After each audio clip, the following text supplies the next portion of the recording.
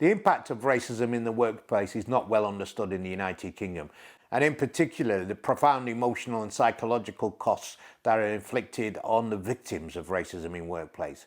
The reality is that people's lives are destroyed, confident people are rendered low with defying mental health capacities, suddenly find themselves being immersed into depression. We just heard interviews, haven't we, of the most profound nature describing the emotional trauma and nightmare that black workers have to go through. And this next case is another illustration from that. Caul Grant. He worked for Circa. They've got an employment contract with the Transport for London, which is ultimately Sadiq Khan's contract.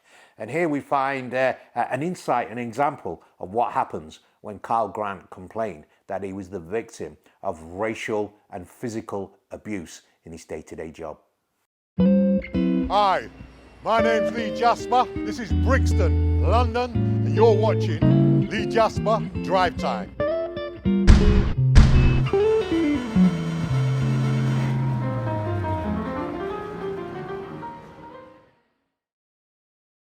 I've been employed by Circa since the start of the London Cycle hire scheme. It's attributed to Boris, but I think it was Ken Livingstone's idea. I've been with Circa, which is now about 9 years, and a totally unblemished record with them, never absent from work. I'm employed as a redistribution operative. That means I'm involved with the redistribution of the bikes, which is a very, very busy service. So one day I just dropped off some bikes at one of our docking stations when I was about to get back into my vehicle when I felt something hit me in the back of my head. So I turned and looked, and there was just two young white boys walking along. There was no one else in the vicinity that could have thrown an object at me. I wasn't standing below a building where something may have dropped out of that, and I turned to them and I said, "You're lucky I didn't see you." And I emphasized on that I didn't see you, almost giving them an opportunity to deny throwing the object. So instead of them taking that opportunity, they turned to me and said, "Shut up, you black cunt." And I said, "I beg your pardon?" "Shut up, you black cunt." And then they just casually carried on walking. And I think that casually carrying on walking offended me even more. And in that state of mind, in that humiliated state of disbelief, I got in my vehicle and I drove towards them, and then they ran. And but immediately as I stopped my vehicle, I rang my depot and I told them exactly what had happened, including my driving towards these boys, and I asked them for the urgent assistance of the police. So they asked me to hold on. About 10 minutes later, whilst waiting there, in fact by now the boys had come back and started throwing objects at my vehicle, I got the office called me back asking me if I'm okay, and I've said, "Have you called the police?" "Are you okay?" I've said, "Have you called the police?" No. I didn't want to leave the scene, having come back to my senses, and the general public seeing me driving my vehicle towards these, and in view of what had happened in recent times, I wanted the police on scene. So they told me to come back to the depot, and the team leader eventually called the police. When the police did arrive at the office, and having heard what had happened, including my driving towards them, their immediate response was, "It's a shame that they weren't called to attend the scene," because they would have dispatched officers immediately to come and search the area looking for because no one was supposed to be subjected to that kind of abuse or assault whilst out there doing their job. However, my employers decided to take a different approach.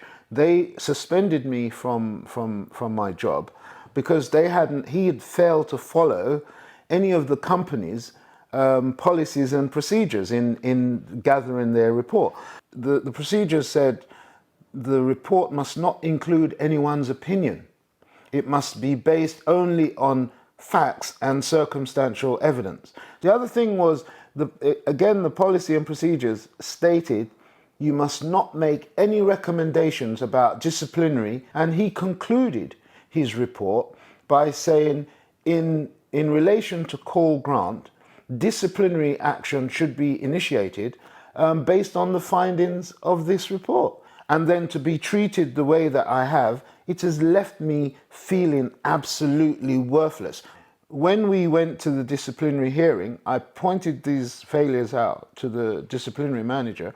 The outcome was that she decided to demote me from my job, to reduce my salary by £3,000, and then subject me to 6 months of conditions, one of which included anger management courses. If they went by their policies and procedures, we wouldn't be here. For me, that's a further insult and humiliation to say that as a black person, I'm not entitled to feel angry at being assaulted both physically and racially on street by a white person. So I totally refuse to accept that.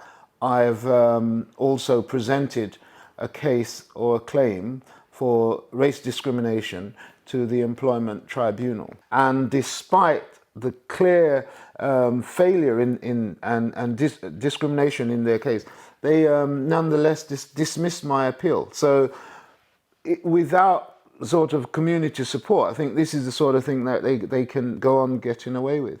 Again, listening to Caul Grant there, we get huge insight into exactly how the script can flip when you are the victim of racism in the workplace.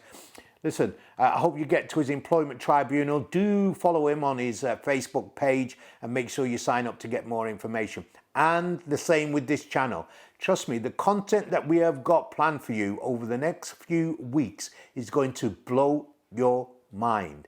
And make sure you press like, subscribe and the bell for what is emerging as one of the most exciting news channels to come left field on the YouTube platform. Here on Apparat TV, make sure you subscribe and like. Stay with us for more exciting stories. Over the next few weeks, we have got content that will blow your mind. Make sure you stick with us.